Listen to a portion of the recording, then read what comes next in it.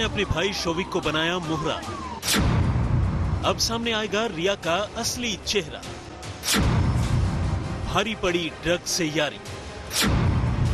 अब होगी रिया की गिरफ्तारी। पहले ईडी फिर सीबीआई में रिया ने खूब पैंतरेबाजी की। अब बस, अब और नहीं। गिरफ्त में आज आ चुका है रिया का पूरा सिंडिकेट। अब गिरफ्तार होगी रिया। जानते हैं क्यों?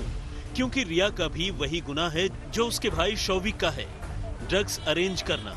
रिया की गिरफ्तारी के लिए भी वही सबूत हैं जो शौविक के लिए था। आखिर सबूत उसी के घर से जुटाए गए हैं। धाराएं क्या लगेंगी, जेल कितने दिनों की हो सकती है, ये सब बताएंगे। लेकिन उससे पहले आपको दिखाते हैं कि नारकोटिक्स कंट्रोल ब्यूरो को शौविक और सैमुअल मिरांडा के पास से क्या सबूत मिले हैं। ये वो जानकारी है जो एनसीबी ने किला कोर्ट में जज को दी है, जिसके आधार पर शौविक और सैमुअल मिरांडा को 9 सितंबर तक रिमांड में भेजा गया है।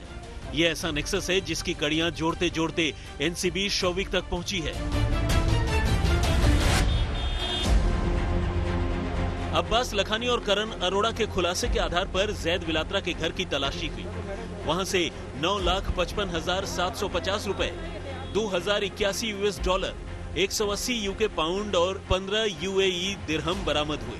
जैद का बयान दर्ज हुआ, जिसमें उसने कहा कि उसने ये पैसे मारिजुआना, गांजा और बड बेचकर इकट्ठा किया।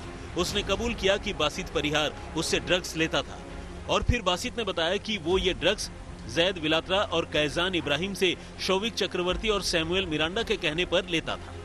बासित इसके लिए पैसे credit card, cash, payment gateway के जरिए लेता था।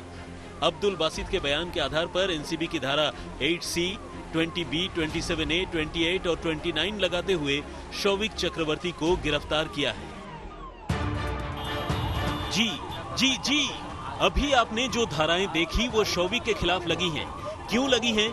क्योंकि बासित के बयान में शौविक ड्रग्स की लेनदेन के दोषी पाए गए। और अब सुनिए, रिया पर भी यही धाराएं लगेंगी। क्योंकि बासित को शौविक ने फंसाया तो रिया को खुद उनका भाई फंसा गया। जानते हैं कैसे?